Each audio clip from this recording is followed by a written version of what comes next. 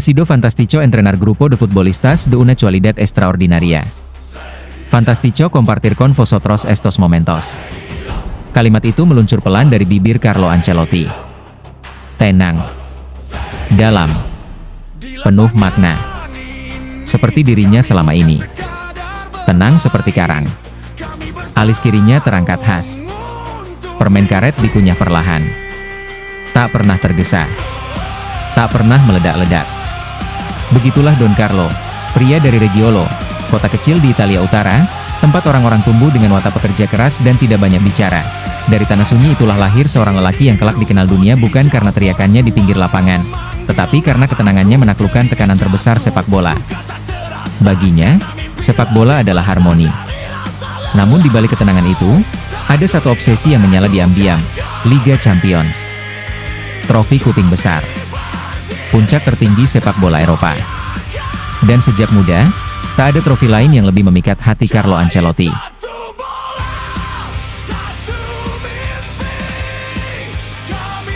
Awal sang peziarah sepak bola, sebelum dikenal sebagai pelatih legendaris, Ancelotti lebih dulu menapaki panggung sebagai pemain. Ia adalah gelandang elegan AS Roma sejak 1979. Bersama Il Lupi, ia meraih Scudetto tahun 1983. Ia berdiri sebagai salah satu gelandang terbaik Italia. Namun takdir berkata lain. Cedera lutut datang, meredam cahaya karirnya. Dari pemain bintang, ia berubah menjadi pesakitan. Di titik terendah itulah ia bertemu seorang empu sepak bola Italia, Arrigo Sacchi. Ketika AC Milan menunjuk Sacchi sebagai pelatih pada 1987, sang maestro meminta satu nama pada Silvio Berlusconi, Carlo Ancelotti. Banyak yang ragu karena cedera lututnya. Namun Sacchi bersikeras. Rekrut dia. Dan kita akan menjuarai Liga. Ucapan itu menjadi doa. Bersama Milan, Ancelotti bangkit. Ia menjadi bagian dari tim legendaris bersama Van Basten, Gullit, dan Rijkaard. Rossoneri menaklukkan Eropa. Liga Champions pun singgah. Di tengah sorotan trio Belanda, Ancelotti tetap setia pada jalannya. Sunyi, patuh, disiplin. Ia tidak haus panggung. Ia hanya ingin menjalankan tugas sebaik mungkin. Murid yang menjadi guru, tahun 1992, Ancelotti pensiun. Namun sepak bola belum selesai dengannya. Lagi-lagi Sacchi hadir, mengajaknya menjadi asisten pelatih timnas Italia. Dari sang guru, Ancelotti menyerap filosofi keseimbangan, organisasi, dan kecerdasan taktik. Ia nyaris meraih Piala Dunia 1994. Andai saja penalti Roberto Baggio tidak melambung ke angkasa, pengalaman itu membentuk keyakinannya. Ia siap menjadi pelatih kepala.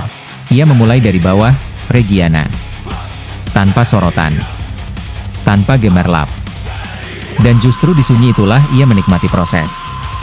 Hasilnya, promosi ke Serie A tahun 1996, nama Ancelotti mulai diperhitungkan. Parma, Juventus, dan luka pertama, Parma merekrutnya. Ia membangun tim muda berisi Buffon, Cannavaro, Thuram, Crespo. Parma menjadi pembunuh raksasa. Namun gelar tak kunjung datang. Ia belajar bahwa pengalaman adalah guru terbaik. Juventus kemudian memanggilnya. Klub besar. Tekanan besar. Namun hasil tak sesuai harapan. Ia gagal membawa Juve berjaya di Eropa.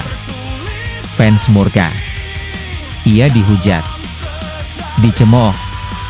Bahkan disebut babi yang tak bisa melatih, namun Ancelotti tidak marah. Ia tetap tenang. Luka itu ia telan dalam diam, dan dari luka itu, bangkitlah legenda. Kembali ke Milan, lahirnya Raja Liga Champions, AC Milan membuka pintu lagi.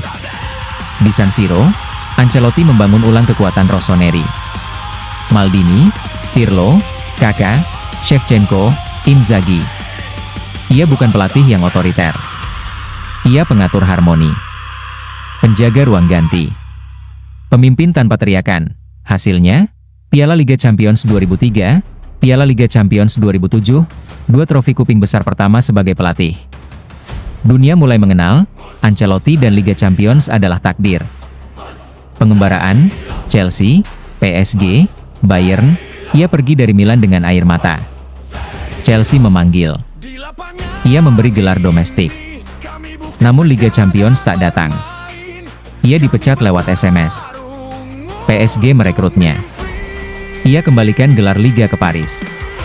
Namun kembali, kegagalan di Eropa membuatnya didepak. Di Bayern, ruang ganti memberontak. Metodenya tak diterima. Ia dipecat lagi. Bagi pelatih lain, itu mungkin akhir. Namun tidak bagi Carlo Ancelotti. Ia tetap tenang. Selalu percaya, di ujung lorong gelap, selalu ada cahaya. Real Madrid, takdir bernama Liga Champions, Real Madrid datang. Klub Raja Eropa. Haus trofi ke-10. La Decima. Tekanan tak terbayangkan. Ancelotti tetap sama. Tenang. Ia ubah taktik. Ia beri Ronaldo ruang. Ia percaya pada insting, final Lisbon 2014. Real tertinggal. Menit akhir. Ramos mencetak gol. Dunia meledak. Real Madrid juara. La Decima akhirnya pulang. Ancelotti kembali dipecat setahun kemudian. Tapi ia pergi tanpa dendam. Tanpa drama, dan ketika Real kembali memanggilnya, ia datang. Sang maestro menutup lingkaran, musim 2022. Dunia meragukannya. Namun Ancelotti membawa Real Madrid melakukan comeback demi comeback. PSG, Chelsea, Manchester City. Semua tumbang, final melawan Liverpool. Real kalah dominasi. Tapi menang disiplin. Piala Liga Champions ke-14 untuk Madrid, piala gelar keempat untuk Ancelotti, musim 2024. Wembley, Piala Liga Champions ke-15 Madrid, piala gelar kelima untuk Ancelotti, rekor. Abadi, tak ada pelatih lain yang mendekat. Perpisahan tanpa drama. Akhirnya, seperti semua kisah indah, ada perpisahan. Ancelotti meninggalkan Bernabeu bukan sebagai korban pemecatan, tapi sebagai legenda. Dicintai pemain, dicintai fans, dicintai sejarah. Ia menangis di laga terakhir. Bukan karena sedih, tapi karena cinta. Kini ia memilih jalan sunyi baru bersama tim nasional Brasil. Entah apakah ia akan kembali ke Liga Champions. Tapi satu hal pasti, tak ada yang akan melupakan ketenangan sang maestro, Carlo Ancelotti, pria yang tak banyak bicara, tapi membuat seluruh Eropa mendengar namanya, sang Raja Liga Champions.